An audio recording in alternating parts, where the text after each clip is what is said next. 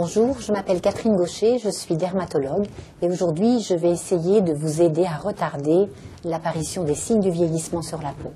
En effet, la peau est le seul organe de notre corps à être en contact permanent avec l'extérieur qui recouvre tout notre corps. Cet organe est le plus lourd et le plus grand en surface de notre corps. Il faut donc le protéger au maximum. Pour ceci, il y a plusieurs choses qu'il faut bien comprendre. La protection n'est pas seulement une protection extérieure contre les agressions externes, c'est aussi une protection intérieure contre les agressions internes. Parmi les agressions internes, il y a tous les déchets de l'alimentation, des boissons et aussi tout le stress que nous accumulons. Je vais donc commencer par la protection interne. Il s'agit de protéger votre peau des agressions en la protégeant par l'intérieur, c'est-à-dire en faisant attention à lui donner tous les éléments dont elle a besoin pour se défendre. Pour le vieillissement, c'est la même chose. Il faudra beaucoup d'antioxydants et beaucoup d'oméga 3 et d'oméga 6. Parmi les meilleurs antioxydants, la vitamine C. Pour les oméga 3 et oméga 6, les huiles, l'huile de noix, l'huile d'amande, l'huile de noisette ou les aliments, les amandes, les noisettes, donc tous les oléagineux. Si vous consommez des oléagineux et des huiles végétales de première pression à froid, vous aurez tous les éléments qu'il faut pour bien maintenir votre peau en bonne santé. Maintenant, pour la protéger de l'extérieur, il faut ce qu'on appelle l'hydrater. Hydrater la peau, ça veut dire, paradoxalement, lui mettre un corps gras. Pourquoi ? Parce que nous avons sur la peau un film naturel qui est constitué de la sueur et du sébum naturel. Ce film crée une émulsion. Il faut donc ajouter un peu plus de cette émulsion avec une émulsion que nous fabriquons. Par exemple, de l'huile d'olive avec un peu de jus de citron comme faisaient nos grands-mères, qui est le premier émollient qui a existé, ou de l'huile d'amande douce avec quelque chose qui remplace l'eau, qui pourrait être du lait d'ânesse ou autre chose.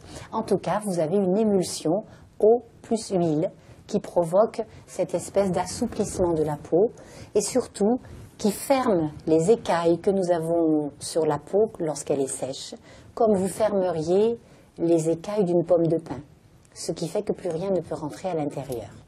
Et ensuite, la deuxième protection, très importante, c'est la protection contre les ultraviolets.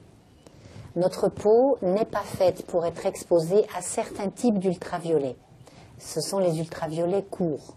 Or, les ultraviolets courts passent à travers l'atmosphère lorsque le soleil est au zénith. Dans les 2 heures avant et dans les 2 heures après le zénith, vous avez pénétration d'ultraviolets courts à travers l'atmosphère et ces ultraviolets courts peuvent atteindre votre peau. À ce moment-là, vos cellules ne sont pas forcément capables de se défendre toutes contre cette agression. La défense naturelle de nos cellules cutanées contre l'agression par les UV, c'est ce qu'on appelle le bronzage. Il s'agit pour nos cellules de ramasser toute la mélanine qui est dans le cytoplasme et d'en faire un petit chapeau au-dessus du noyau cellulaire pour le protéger. En effet, c'est lorsque ce noyau cellulaire est atteint par les ultraviolets que la cellule peut devenir ultérieurement cancéreuse. Et dans tous les cas, c'est lorsque ces ultraviolets pénètrent jusqu'au noyau de la cellule que la cellule vieillit très vite. Une peau qui est exposée aux ultraviolets et qui brûle sous les ultraviolets, autrement dit qui prend un coup de soleil, sur l'endroit où elle a pris le coup de soleil, elle aura pris aussi 10 ans de plus. Donc il faut vraiment les protéger, nos peaux.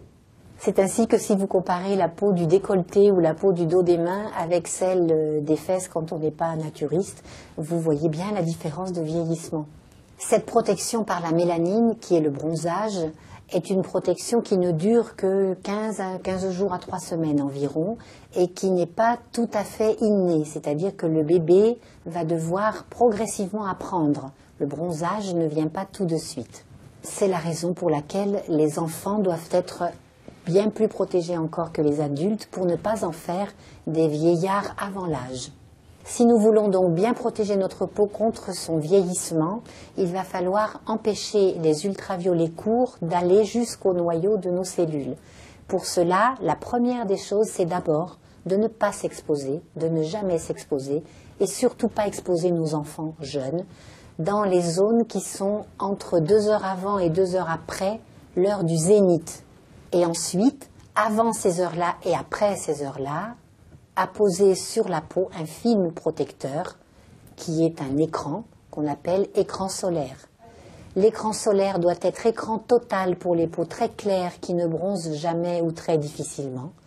Et c'est un écran compris entre 20 et 40 pour les autres peaux. Les nourrissons et les enfants jeunes avant l'âge de 5 ans devront être protégés par un écran de 40 qui soit résistant à l'eau.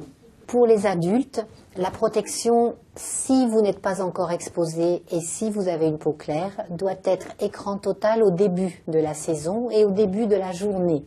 Si vous n'en rajoutez pas dans la journée, votre écran total va se transformer en un écran de 30, de 20 ou de 10 au fur et à mesure des heures qui passent et de la disparition de ce film sur votre peau. Au fur et à mesure de l'apparition de votre bronzage, vous pourrez diminuer l'intensité de l'écran.